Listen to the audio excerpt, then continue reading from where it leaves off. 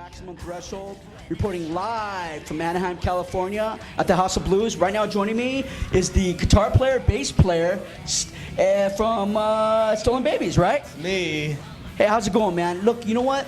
First of all, accordion playing fronted female band. Yeah. I like to meet the brainchild at the board meeting on this one, man. How did this come about? Fill everybody in on this, man. You know, we grew out of an older band that we were in together called the Fratellis. Theatrical band. Long story short, it was a very theatrical cartoon music. Dominique played accordion in that band. Which she blows me away, by the way, because I just saw them. Go ahead. Right. Sorry. Well, that's cool to say. You know, when that band ran its course, we kind of lost a bunch of members. Everybody went their own way, except for a small core of us. And when we were left with that, and we were like, well, you know, the theatrical stuff ran its course. It was really difficult to keep up, especially just where we were in our lives, and the practicality of constantly coming up with new stage shows and props and all this kind of stuff. You know, we were basically kids doing this stuff, and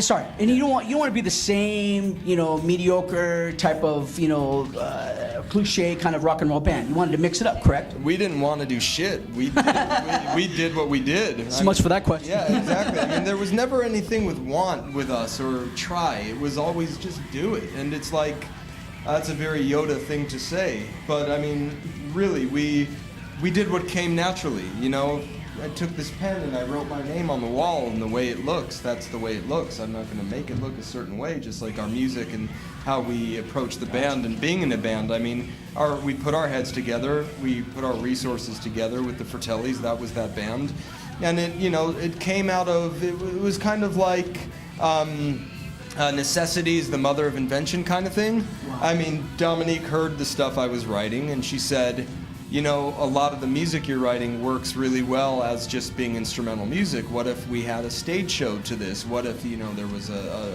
storyline and things like that? One of the stories happened to have been called Stolen Babies, which was a song cycle. It was a multiple episodic thing that was documented this, you know, witch who stole babies and a detective solved the case. It was really fun. I mean, I look back at those days very fondly. I look back in those days and just go, wow, those really are not your typical rock band roots. Yeah. So when we dropped all of that stuff and really thought about maybe entertaining the idea of being a rock band, like, hey, we don't have the theatrical stuff, we don't have a horn section, we don't have 12 fucking people on stage, let's write some songs. Yeah, it's a three-piece, and you mix it up, man. Yeah, the three-piece is a more recent kind of innovation, I guess, but you know, so that's it. I mean, Dominique sang and played accordion in the Fratellis, and that's it. I mean, when we started playing as Stolen Babies, it just carried the torch. How long you guys been together now? I mean, I know it's just basic. I know it's a cliche question, but you know. No, it's cool. I mean, look, we did a demo in 2002. Early 2000, we were gigging a lot with Stolen Babies. 2002, we did a demo, EP.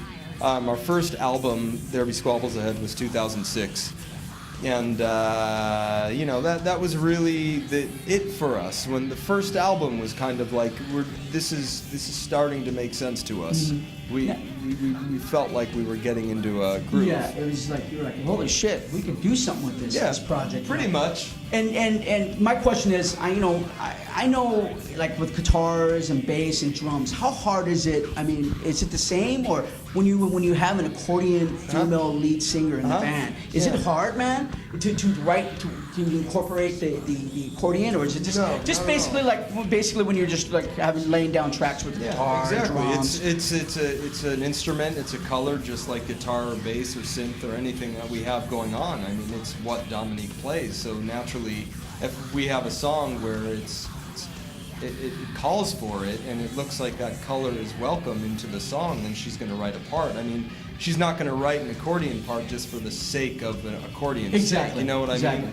Yeah. There's nothing like contrived about it where it's like, oh, hey, there's this song here, let's just throw accordion in it. Yeah, when it hey, totally doesn't let's grab belong. this instead of a guitar track or whatever, a drum It's just not how it works with us. I mean, we use it when we think it's appropriate to use it. Yeah. And you know, the whole female thing is gender's never been an issue with us. We never looked at ourselves as, hey, look, we're a female-fronted band. Exactly. We're a fucking band, and we were musicians, we're performers.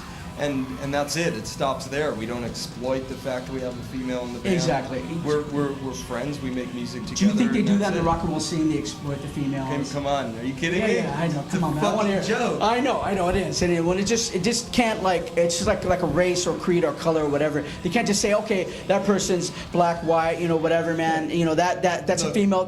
They got to say that's a female fronted band, man. I mean, at the beginning of my my intro when I said a female, but I was blown away by the fact that she played accordion. Sure. You know what I mean? Sure. Well, you don't see that every day in the regular kind of rock shows. I mean, we were Exactly. That sticks out in and of itself. But I mean, the whole female thing, and especially the rock world in this industry, it's.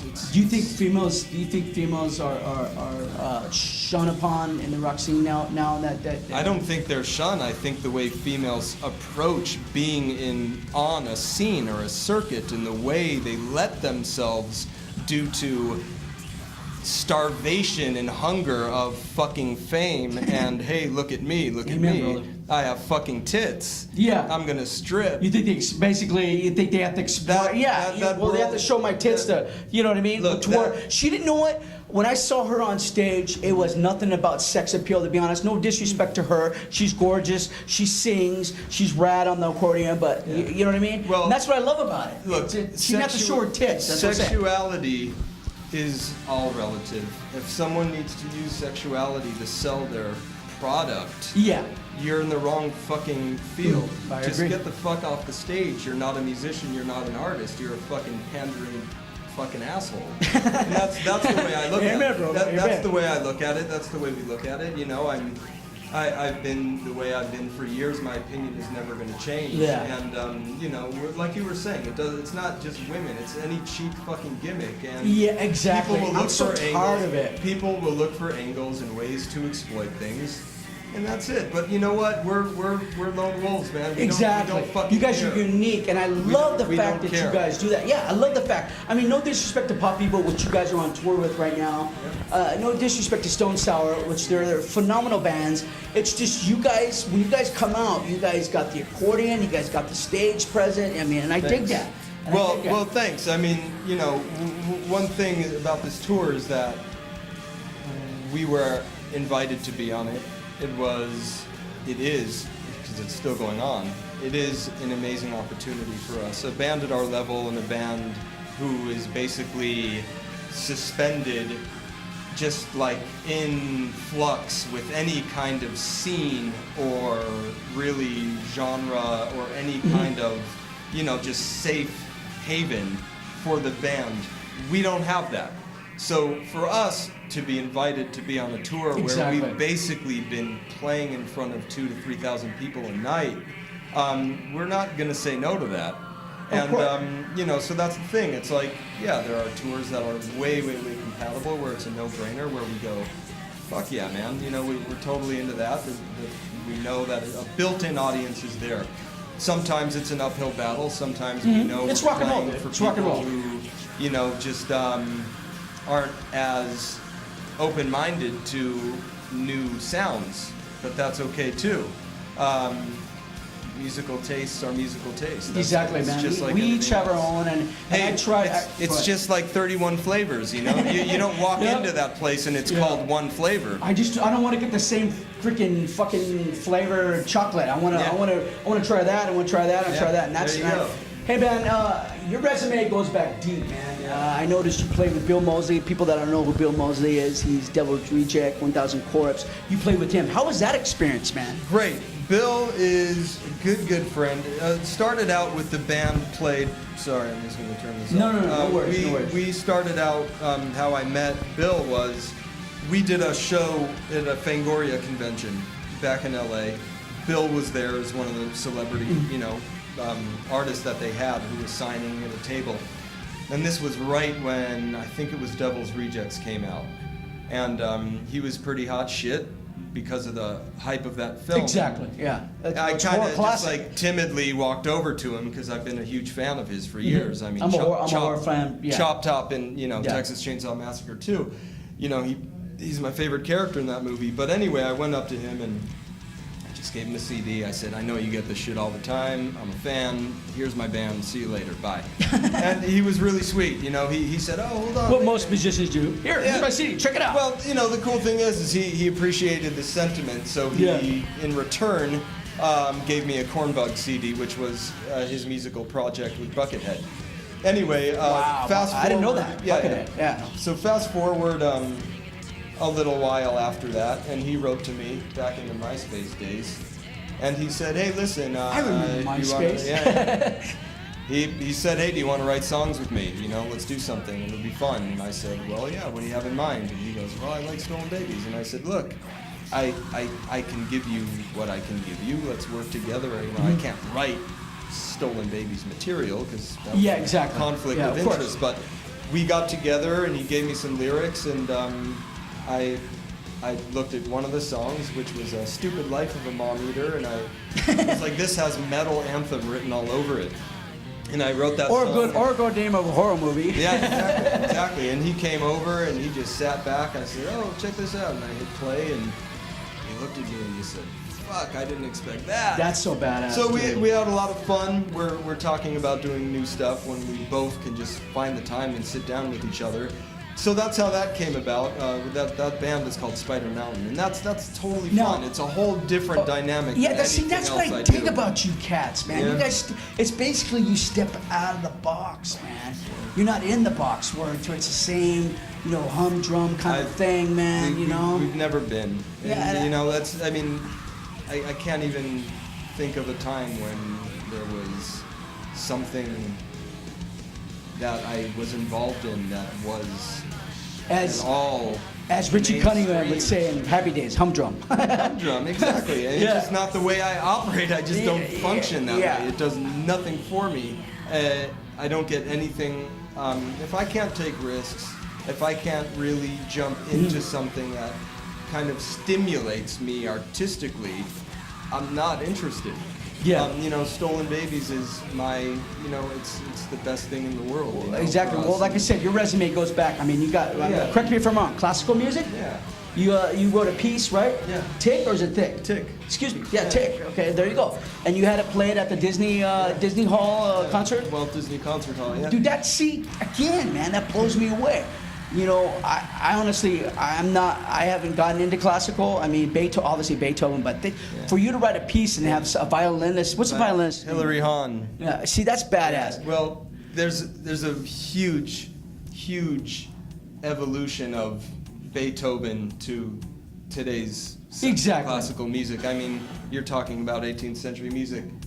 In 20 and 21st century classical music is a completely different language and vocabulary. Well, of course, you could tell I'm, and I say ignorant. Cool. I could say ignorant, and well, I I'm just ignorant. wanted to clarify the different ages and the way the music has progressed. But yeah, I that was a dream come true. I mean, that's a whole nother fucking conversation. I mean, that was. Oh well, I'm sure. I'd love to sit here, but I'm just like I said. I'm blown away by you cats. Now, your latest album, 2012, is not correct. Tell me a little bit about that. How's the process of that, and what's going on with that? Do we see something in the future? Obviously, I'm sure you're working on something in the future. Yeah, we were supposed to be writing now. We weren't gonna tour in winter. Till the tour came on. Yeah, this very much fell into our lap, and we're grateful for it. I mean, it was a unanimous thing where. It was like, I think the night before Thanksgiving, where we got an email from our agent. He said, "Hey guys, we got Stone Sour. We're doing this," and we just got back from a 7-week run, and honestly, that was the last thing on anybody's mind that they wanted to hear. Oh, time to fucking pack our bags and go out again. I mean, well, you got to make. Let's be honest. You got to pay bills. I mean, come on. Paying bills, but the thing is, like I said, this goes back to where we are as a band, and the types of opportunities that come to bands at our level. Like I said, we could easily stay the grassroots band that we are and headline and play cities for 50 to 300 people, depending on wherever we go. yeah, we could do that on our own. But if you really want to build a band and Then I would support it, man. maximum exposure, then you take tours that are risky. You take tours that you might not think are completely appropriate, but it's not about that. It's about an opportunity to fucking get on stage in amazing venues in front of huge crowds and just doing your shit. I love that. That's basically a quote about rock and roll, man. I want to get on stage and fucking horns up and play to you, and that's it, man. You know what, man? I again, blown away. You want to plug your sites, man? So all the maniacs out there. Yeah, StolenBabiesTheBand.com is Stolen Babies.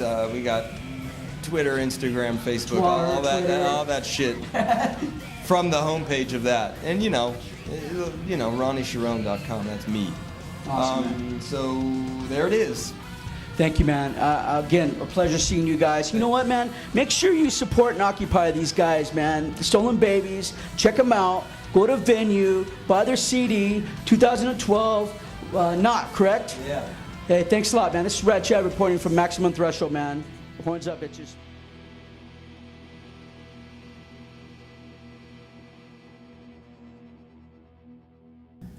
Ronnie here from Stolen Babies. You are listening to Maximum Threshold. There's my plug.